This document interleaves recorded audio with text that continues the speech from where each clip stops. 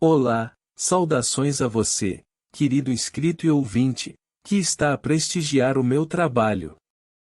Na audição de hoje um conto de Machado de Assis, nomeado Médico é Remédio.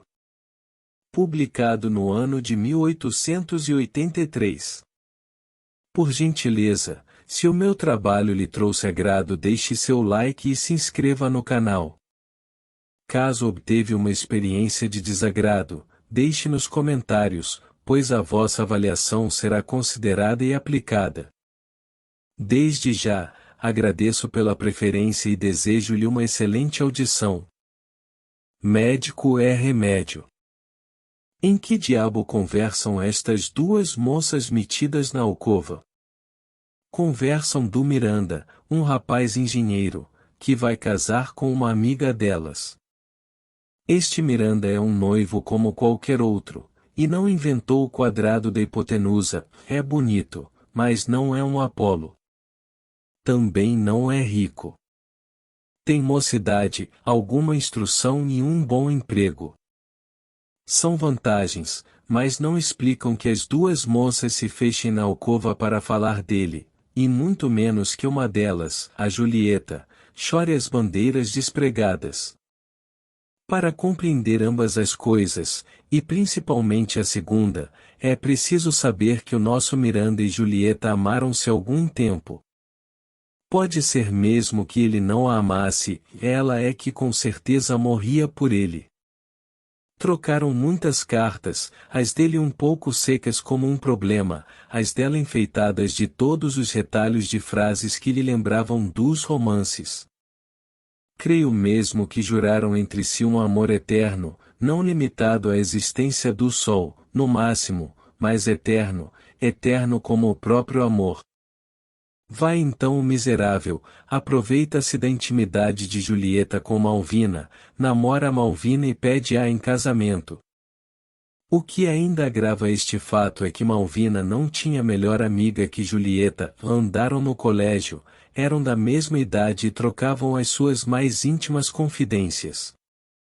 Um dia Julieta notou certa frieza na outra, escassez de visitas, poucas cartas, e tão pouco advertiu na causa que, achando também alguma diferença no Miranda, confiou à amiga as suas tristezas amorosas. Não tardou, porém, que a verdade aparecesse. Julieta disse à amiga coisas duras, nomes feios, que a outra ouviu com a placidez que dá a vitória, e perdoou com magnanimidade. Não é Otávio o demente, é Augusto. Casam na quarta-feira próxima.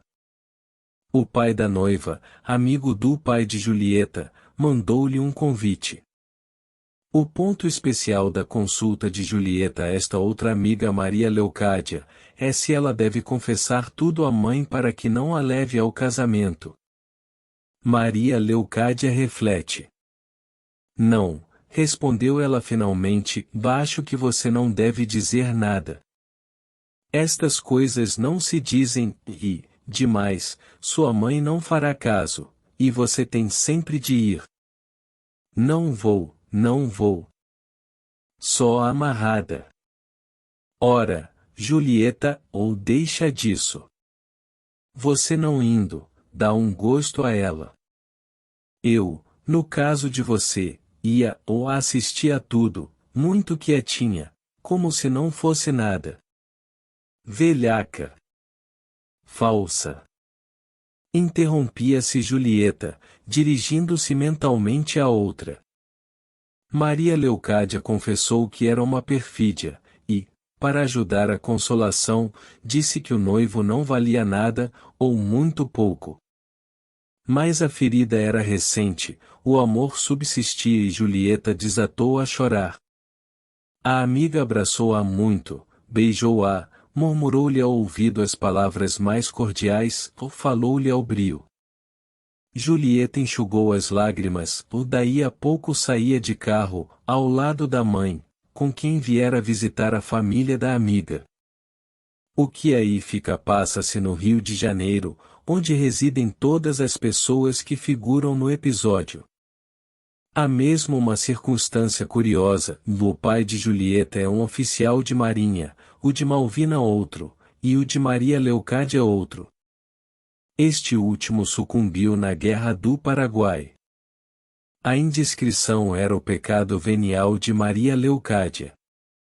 Tão depressa falou com o namorado dela, o bacharel José Augusto, como lhe referiu tudo o que se passará. Estava indignada, mas o José Augusto, filósofo e pacato, achou que não era caso de indignação. Concordava que a outra chorasse, mas tudo passa, e eles ainda teriam de assistir ao casamento de Julieta. Também o que faltava era ela ficar solteira toda a vida, replicou Maria Leocádia. Logo. 5 minutos depois, metiam o assunto na algibeira, e falavam de si mesmos. Ninguém ignora que os assuntos mais interessantes derrubam os que o são menos, foi o que aconteceu aos dois namorados. Na rua, porém, José Augusto tornou a pensar na amiga da namorada, e achou que era naturalmente triste a situação. Considerou que Julieta não era bonita, nem rica, tinha uma certa graça e algumas prendas, mas os noivos não andavam a rodo, e a pobrezinha ia entrar em nova campanha. Neste ponto da reflexão, sentiu que estava com fome. Tomara apenas uma xícara de chá, e foi comer. Mal se sentou, aparece-lhe um colega de academia, formado 2 anos, que esperava por dias uma nomeação de juiz municipal para o interior.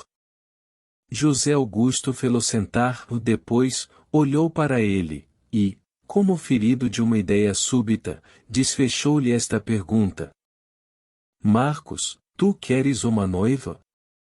Marcos respondeu que preferia um bife sangrento. Estava com fome. Veio o bife, veio o pão, vinho, chá, anedotas, pilhérias, até que o José Augusto perguntou-lhe se conhecia Julieta ou a família. Nenhuma nem outra. Hás de gostar dela, é interessantíssima. Mas que interesse? Sou amigo da família. Pois casa-te. Não posso, retorquiu José Augusto rindo, tenho outras ideias, atirei o lenço a outra odalisca. Mas, sério, lembrei-me hoje de ti a propósito dela. Creio que era um bom casamento. Tem alguma coisa? Não, não tem, mas é só o que lhe falta. Simpática, bem educada, inteligente, muito meiga, uma excelente criatura. Não te peço que te obrigues a nada, se não gostares ou tiveres outras ideias, acabou-se. Para começar, vai sábado a um casamento. Não posso, tenho outro. De quem? Do Miranda. Mas é o mesmo casamento. Conheces a noiva? Não, só conheço o Miranda. Pois muito bem, lá verás a tua.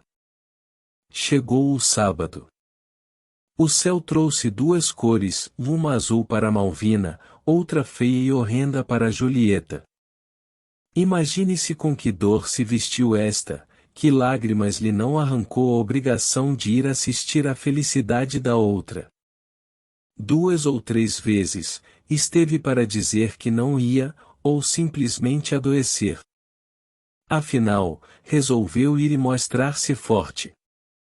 O conselho de Maria Leocádia era o mais sensato. Ao mesmo tempo, o bacharel Marcos dizia consigo, atando a gravata ao espelho: que interesse tem o José Augusto de me fazer casar, e logo com a tal moça que não conheço? Esquisito, realmente. Se, ao menos, fosse alguma coisa que merecesse e pudesse. Enfiou o colete, e continuou: enfim, veremos. Às vezes estas coisas nascem assim, quando menos se espera. Está feito, ou não me custa dizer-lhe algumas palavrinhas amáveis. Terá o nariz torto? Na véspera, o José Augusto dizia a Maria Leocádia. Queria guardar o segredo, mas já agora digo tudo. Ando vendo se arranjo um noivo para Julieta. Sim. É verdade, hoje já dei uns toques. Creio que a coisa pode fazer-se. Quem é? Segredo. Segredo comigo? Está bom, mas não passe daqui, é um amigo, o bacharel Marcos, um bonito rapaz. Não diga nada a Julieta, é muito orgulhosa, pode recusar, se entender que lhe estamos fazendo algum favor. Maria Leocádia prometeu que seria muda como um peixe, ou mais, sem dúvida, há peixes que falam. Por que tão depressa entrou no salão e viu Julieta, perguntou-lhe se conhecia um bacharel Marcos, assim, e Julieta respondeu que não, e a amiga sorriu. Por que é que sorria? Por um motivo singular, explicou ela, porque alguma coisa lhe dizia que ele podia e viria a ser a consolação e a desforra. Julieta estava linda e triste, e a tristeza era o que mais lhe realçava as graças naturais. Ela tratava de dominá-la, e conseguia-o às vezes, mas nem disfarçava tanto, que se não conhecesse por baixo da crosta alegre uma camada de melancolia, nem por tanto tempo que não caísse de espaço a espaço no mais profundo abatimento. Isto mesmo, por outra forma, e com algumas precauções oratórias, lhe foi dito por José Augusto, ao pedir-lhe uma quadrilha, durante a quadrilha e depois da quadrilha. Começou por lhe declarar francamente que estava linda, lindíssima. Julieta sorriu, o elogio fez-lhe bem. José Augusto, sempre filósofo e pacato, foi além e confessou-lhe em segredo que achava a noiva ridícula. Não é verdade? Disse vivamente Julieta. E depois, emendando a mão. Está acanhada. Não, ridícula é que ela está. Todas as noivas ficam bem. Olhe a cintura do vestido, está mais levantada de um lado que de outro. O senhor é muito reparador, disse Julieta sorrindo. Evidentemente, estava gloriosa. Ouvia proclamar-se bela, e a noiva ridícula. Duas vitórias enormes. E o José Augusto não disse aquilo para cumprimentá-la. Pode ser que carregasse a mão no juízo que fez da noiva, mas em relação a Julieta disse a verdade, tal qual a sentia, e continuava a sentir fitando os lindos olhos da abandonada. Daí a pouco apresentou-lhe o Marcos, que lhe pediu uma valsa. Julieta lembrou-se do que lhe dissera Maria Leocádia a respeito deste Marcos, e, posto não o achasse mal, não o achou tão especialmente belo que merecesse o papel que a amiga lhe atribuiu. Marcos, ao contrário, achou-a divina. Acabada a valsa, foi ter com José Augusto, entusiasmado. Realmente, disse ele, a tua recomendada é uma sílfide. Ainda bem. Bonita, não? Lindíssima, graciosa, elegante, e conversando muito bem. Já vês que te não enganei. Não, ri, realmente, é pena. O quê? É pena que eu não ouse. Que não ouses? Mas, ousa, Peralta. O que é que te impede de ousar? Ajudas-me? Se eu mesmo te propus. José Augusto ainda nessa noite falou a Julieta acerca do amigo, louvou-lhe as qualidades sólidas e brilhantes, disse-lhe que tinha um grande futuro. Também falou a Maria Leocádia, contou-lhe o entusiasmo do Marcos, e a possibilidade de fazê-lo aceitar pela outra, pediu-lhe o auxílio. que ela trabalhasse e tudo se arranjaria. Conseguiu ainda dançar uma vez com Julieta, e falou-lhe da conveniência de casar. Há de haver algum coração nesta sala, reflexionou ele, que sangre muito de amor. Por que não diz isso com mais simplicidade? Redarguiu ela sorrindo. A verdade é que Julieta estava irritada com o trabalho empregado em fazê-la aceitar um noivo, naquela ocasião, principalmente, em que era obrigada a fazer cortejo à felicidade da outra. Não falei desta nem do noivo, para quê?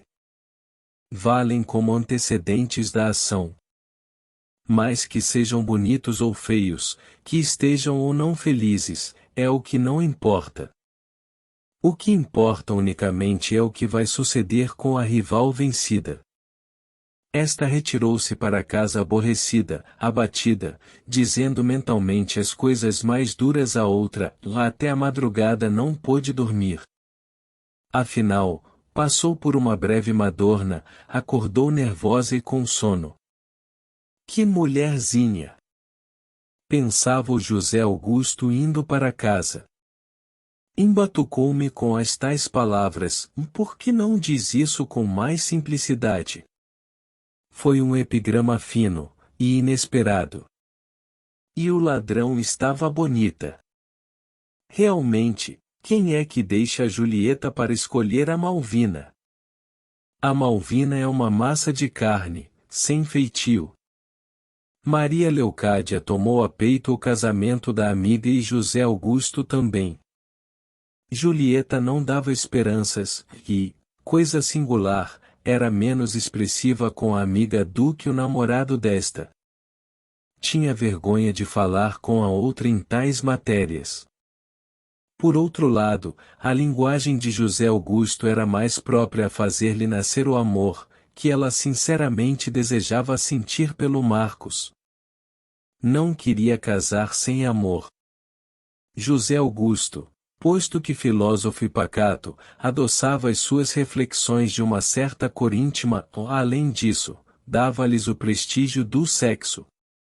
Julieta chegou a pedir-lhe perdão da resposta que lhe dera no dia das bodas de Malvina. Confesso, disse ela, que o amor não pode falar com simplicidade.